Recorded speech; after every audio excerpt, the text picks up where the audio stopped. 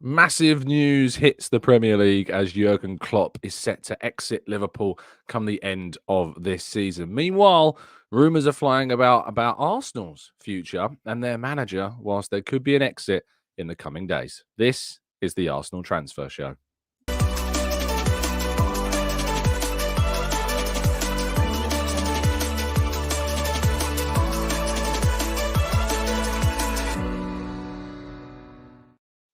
Hello and welcome to the Gooner Talk, back again with you guys for another episode of what is the Arsenal Transfer Show. I'm hoping that you can hear me loud and clear and that there are no audio issues, but yesterday was quite the start to the show, quite the start to the day, which completely derailed my entire morning, to be honest. So yeah, apologies again. I say apologies, but to be honest, from the sounds of things, you guys and girls enjoyed that more than you would a usual intro with the audio being completely fine. So if anything, take it as a win. I would. If you want to go and see some fantastic artwork that was done yesterday, I'd recommend going over to my Twitter feed because there was some excellent work done by Robert, one of our listeners, off the back of that, which you should definitely go and check out at the Gooner Talk TV. If you want to go and see that, just scroll down the feed, you will see it. Also, if you missed any of the chipmunk-esque videos of yesterday, there is also a video showing you what you missed out on as well. So go and check that out. But good morning to those joining us live. Thank you to those joining us in the chat box, as always. I really appreciate it, and you are appreciated. So please, if you haven't done so already, do drop a like on the video. It takes you just a second. And subscribe to the channel if you're new around here with those notifications turned on so you'll never miss a show. Good morning to those that are indeed joining us live. Damien, Blackshine, Glenn, Matt G, Temi, Rich, Kaiser, Martin, Stevie, Louis. We've got Graham, we've got Maximius, Boss, Christian, Arasilki, Martin, and plenty more of you guys and girls as well. Thank you so much, everybody, for tuning in. It is appreciated. And I think with that, we should get on straight with today's stories. Today, we're going to be talking about a number of topics, of course, you can see on your screen. But we start with the youth team, who sadly lost in yesterday's PL2 game against Wolves. There was, however, a goal for Ethan Nwaneri as he continues to try and impress the senior team. So perhaps one day he'll get another chance of playing some really interesting senior level football. He, of course, will be turning 17 in March. That's when he'll sign officially that pro contract.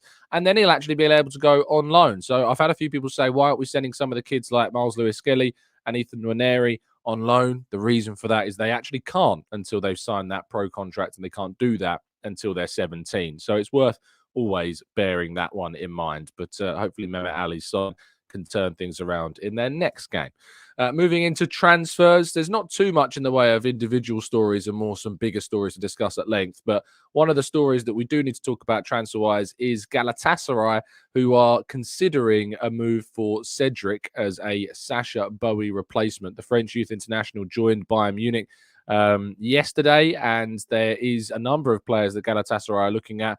I'm aware that Cedric is one of those, but they do have other players on their list of targets that they are considering. But it doesn't mean that Cedric won't be that player. But there are a number of players supposedly on that list. So we'll have to wait and see who they end up going for. I guess Arsenal will be hoping that it's Cedric. And if there's any money associated with that deal, it is only going to be a very, very small amount of money indeed. Now, Jurgen Klopp dominated the headlines yesterday, and he announced that he is set to leave Liverpool at the end of the season. The reason that he cited was because he simply is running out of energy. It's an interesting thing, I think, to talk about, a very honest admission from the German coach, and it'll be intriguing to see how his career changes after leaving Liverpool. He's committed never to managing another club in England besides Liverpool, of course, which doesn't surprise me. We're also seeing that some of the executive, like Schmachter, is also leaving the club as well. And all of his backroom staff are also moving on. This was a decision that was made, I think, some time ago. And they are also looking at trying to replace in the long term. For me, if I was a betting man, I'd probably bet on Xabi Alonso being that guy. Of course, those Liverpool links. And he's impressed a lot by Leverkusen, having already, at this point, challenged Bayern Munich, and will be looking to try and win the title in the Bundesliga this season as well, and has done some amazing things on a coaching level. I think that would probably make the most sense, actually, to go for a longer-term project. and I would be betting on Xabi Alonso moving there. It seems like the timing is potentially perfect for that, if Bayer Leverkusen, of course, allow him to leave, and if he wants to move, which is also something to be considered.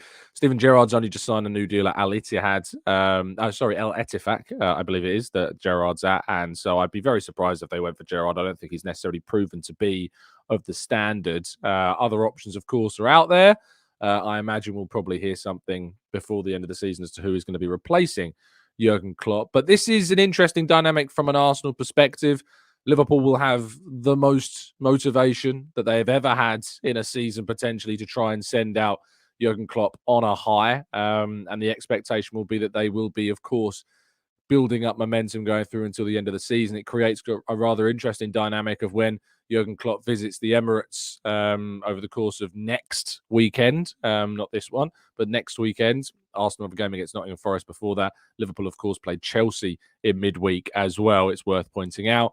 So it's going to be a very intriguing or rather matchup indeed, when Klopp does visit the Emirates on the weekend next week. So I think in the long term, obviously, you've got to be happy about this. You have got to appreciate the work that he's done, how he's really revived Liverpool as a football club and taken them back to not just competing, but of course winning Champions Leagues and Premier Leagues and of course other cups as well. So he's done an amazing job there. Some would argue he should have done more, but to be honest, I think people often forget the context of the league and the juggernaut that is Manchester City and of course the European opponent that is Real Madrid that they go up against. And you have to appreciate him for the things that he's won during his time on Merseyside. So we'll only be able to know what the impact of this is when we see the fallout from it in the next couple of games. And they've got some tough games, as I say. Chelsea first, who are on a decent run of form. And then, of course, we've got Arsenal against Liverpool next weekend at the Emirates. Exciting stuff. Now, yesterday, whilst there was news of Jurgen Klopp's eventual exit, there was also suggestions about Mikel Arteta's new deal. You probably saw that Jeff Arsenal tweeted about the fact that there could have been an expectation that a new deal is already done and it'll be announced soon. Just like to give my perspective on this. Whenever I've spoken around people close to the club about this, it's always been that things are very calm right now on Mikel Arteta's contract, that there is no panic about the situation and that talks will undergo as soon as they feel there is ready. There is no rush, is what it's keen from any of the parties. Mikel Arteta, Arsenal, there's not necessarily been a rush to do anything. His contract runs out at the end of next season. And for me, it is obviously the right choice to continue forwards with Mikel Arteta. The problem with football is that it's so binary. You stay or you go. That is where football lies with managers. You either carry on or you leave. And I think sometimes people misconstrue new contracts with being rewarded sometimes. But obviously the alternative to new contracts is getting rid of that person. And I often feel like a contract extension isn't necessarily always a reward. It's just putting faith in that coach that you feel that you are on the right path. And I certainly think that Arsenal are on that right pathway. We're going towards the goals that we want to achieve. And all we've done under Arteta is move back into the direction that we've hoped this club would be. 4 years ago, if you'd have said Arsenal would be competing for a title in a few years, I would have said you were mad. And yet we find ourselves here. And I think people take that for granted a lot. And if it was up to me, of course, and I had the decision to renew him or move on from him, it would, of course, be to renew him right now. And I think that I've tried to extend invitations to have the debate about whether or not that is the right choice, but very rarely do you ever get that situation arise where you can have a debate with a decent bloke, but ultimately, I don't think we've ever ever had the opportunity to speak with anyone that's convinced me otherwise or put forth the argument that we shouldn't be continuing with Mikel Arteta. There is no evidence for me that suggests that I should lean more one way than the other. And so if that was the decision to be made, that Arteta's contract being up for renewal, I think it would indeed be the right choice to move forwards. But we'll see if that turns out to be the case. And I assume a decision will come probably before the end of this season. We did renew his contract before the end of the previous season that he had a year left on the following campaign. So certainly one to watch out for before the season comes to an end. Right, we go to, of course, reminding you that there is still the chance to win a fantastic prize, which is, of course, a signed and framed Dennis Bergkamp shirt that includes a built-in TV with LED lights showing you highlights of our amazing legend's career at the club. More than 400 tickets have been sold now, which means less than 200 are left, with only I say only, there's actually over a week left. This competition, there's a long time left on it, but the tickets are now falling away, and there is less than a third that do remain. And there's lots of instant win prizes you can get your hands on too, just by entering. You can win a signed Declan Rice shirt, a signed Zinchenko shirt, a signed Emil Smith-Rowe shirt. There's also been framed as well, and a Aubameyang signed and custom framed LED Arsenal shirt too, a Patrick Vieira signed photo, a Partey signed photo, a Dixon Adams Bold and Winterburn signed photograph, and an Arsenal home shirt from this season as well. Do not miss out on your chance to get a ticket. It is UK only. Yes, I indeed will expect to see plenty of you hopefully sending me messages that you've been lucky on this one, because there's lots of different prizes to win. All right, let's go to part 2 and your questions right after this.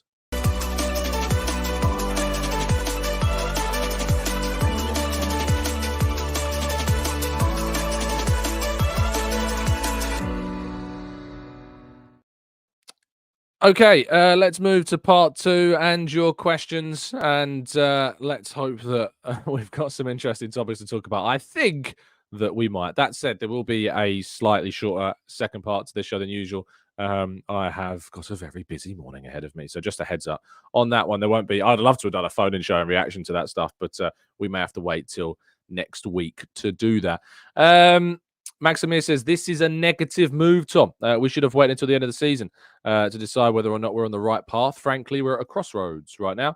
I don't think we're at a crossroads. I still think we're certainly... I don't think you could argue that the crossroads is where we're at. I think you look at where Arsenal are as a club.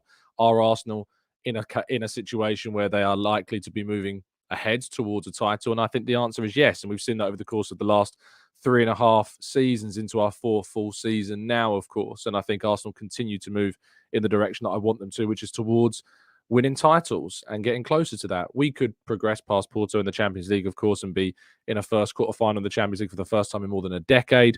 And, of course, this, we hope, is going to be a second successive title challenge. But we'll wait. By the way, it's as we've talked about before, my understanding is that no decision has yet been made. If they are to renew his deal, it will be intriguing to get the reaction from that. And they will perhaps be taking something of a risk to make that decision so early. But everything I've heard is that the club are pretty chill and relaxed about the contract situation at the moment. So I just want to stress that's what I've heard on that side of things. Damien says, some reactions from Liverpool's fans is hugely over the top. People saying it's the most heartbreaking moment of their lives. Either way, you're exaggerating or you've led a very blessed life so far. Some people are and look at football in a very, very different way to others. Football is everything to so many people. It's a huge part of my life. And to be honest, football used to be more important to me than it is today. I've actually become, in some ways, more detached. And I've learned to detach myself from the sport so that if things aren't going well, I can still lead a very fulfilling and happy life. But football, for so many, is a massive, massive part of their lives. And without it, or whatever happens within it, dictates every single emotion they have. I empathize with that point of view because I've been there. I've been in that position. I've actually taken the decision to grow myself out of that, so that football does not dictate so much of my own emotion and the way in which I feel on a day-to-day basis. But I do, Damien, to a degree, empathize with why people are very, very upset on the Liverpool side of things of why Klopp is leaving. He's done an amazing job and become one of the second top 3 easily at the moment managers in the world. And that's going to be very difficult to see your club move on from. Cortez says, I think the club will wait to announce the renewal of Arteta's contract because of our current run of form. I would wait until the end of the season until any renewal is offered. Jonas says, Tom, Catherine Thuram is smashing it on my Arsenal Football Manager. Maybe we should sign him. That's all you need. All you need to sign a player is that they do well on Football Manager, of course. Matt G said, with Klopp's backroom staff leaving, would you take Pepine? I'm not sure how you pronounce it correctly. Lingers as Arteta's assistant. Arteta's got his coaching staff. I don't think we're on the lookout for an assistant, to be honest. So yeah, at the moment we don't. I don't foresee any kind of coaching staff changes happening right now. It seems they're very happy with the way things are and the structure of how things are. Derek says, do you have any TGT hats left? Sadly not. We have taken a pause, and we have been taking a pause for quite some time on a merchandise.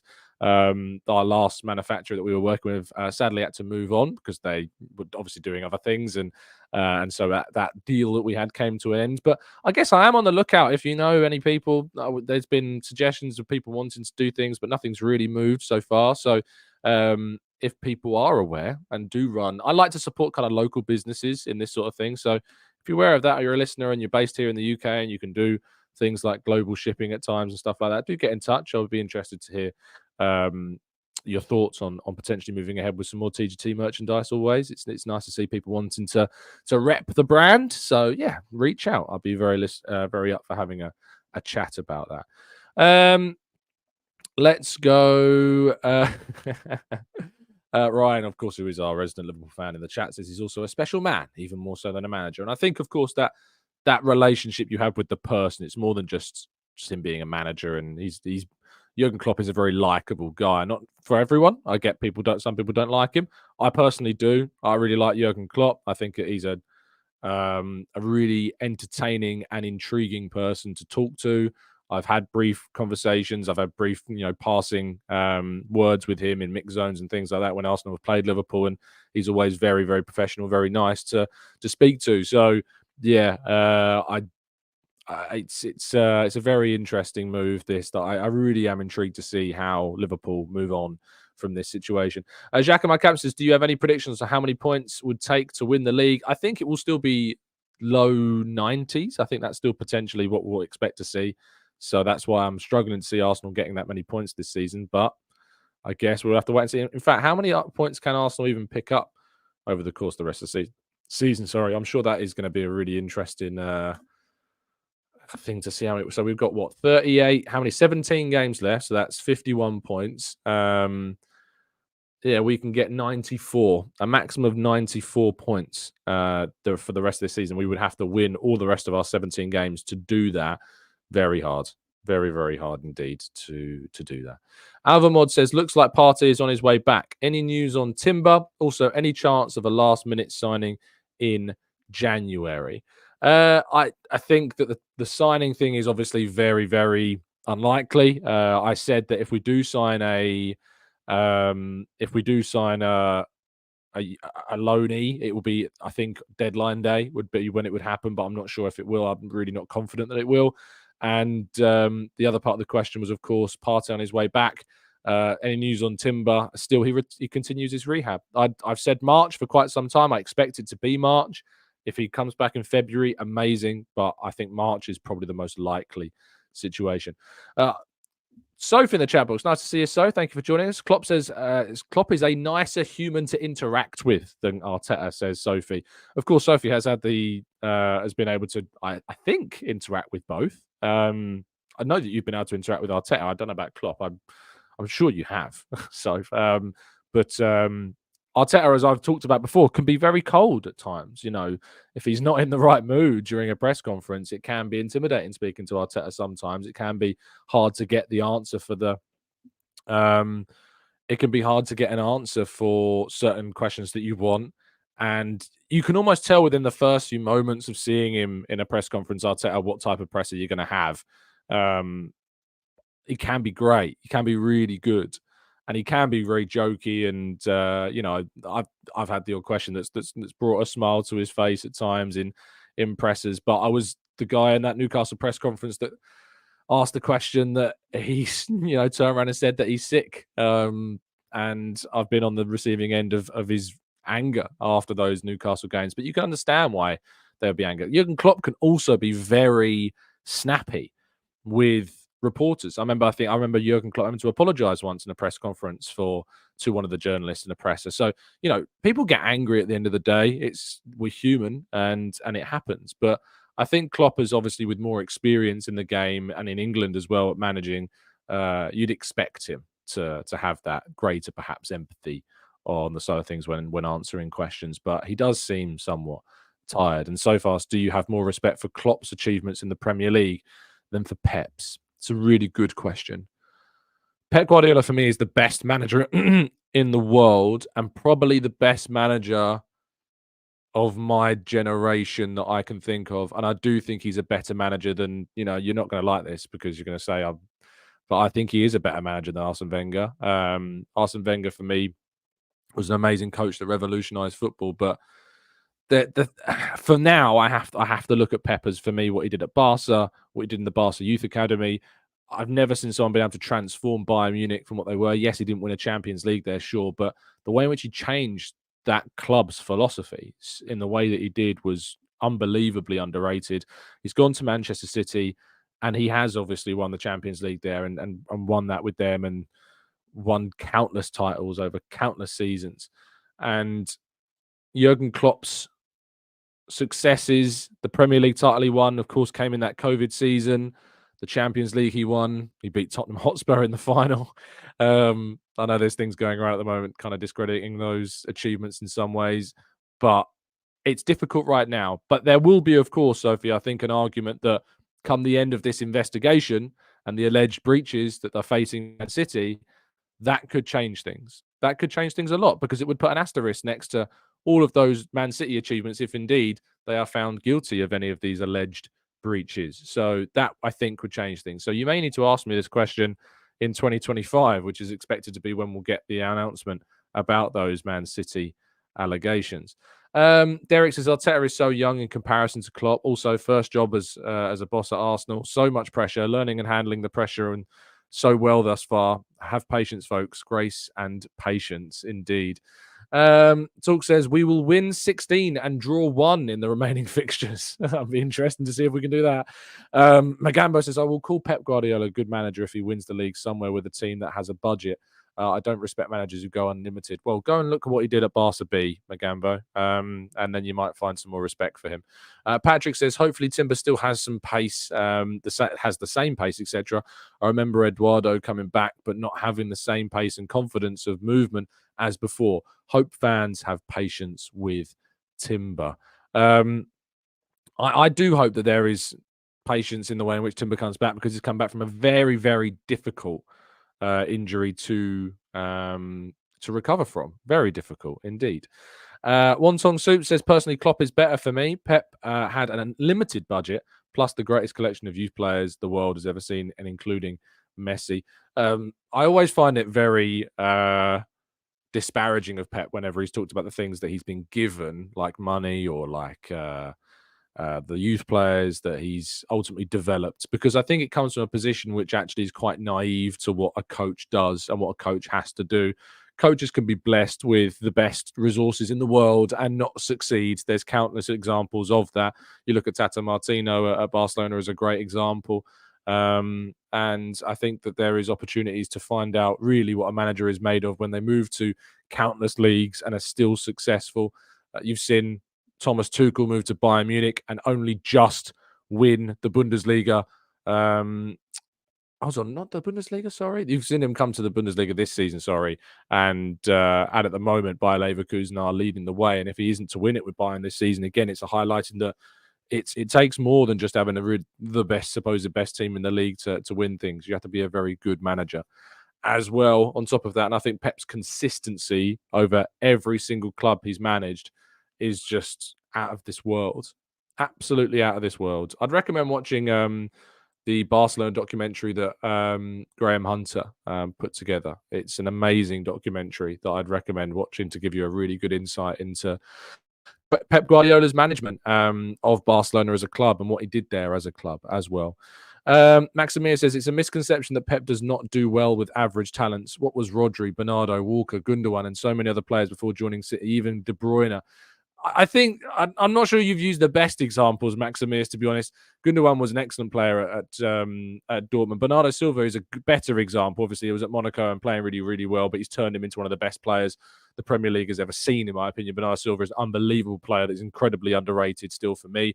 Rodri was very good at Atleti, but has become the best defensive midfielder, arguably, in the world, playing under Pep. So that's a better example. De Bruyne was having an amazing season at Wolfsburg when he joined them, and it was only a matter of time until somebody snapped him up, and Man City did. But he inherited KDB, and despite KDB already being pretty good previous to Pep coming in, of course, he has become a Premier League legend, living legend, De Bruyne, under Pep as well. But I think there are other examples that you could probably point to over the years that Pep Guardiola has looked at and been able to. I mean, Fabian Delph, what the the role he played in some of their winning seasons. I never saw Fabian Delph becoming a key part of a Man City side, but he became a left back at times for them and played that system for them. Nathan Ake, I think, is a fantastic example of somebody that's completely become a world-class defender under Pep's tutelage. So I think there are a number of examples out there that maybe build upon some of those suggestions there, Maximius.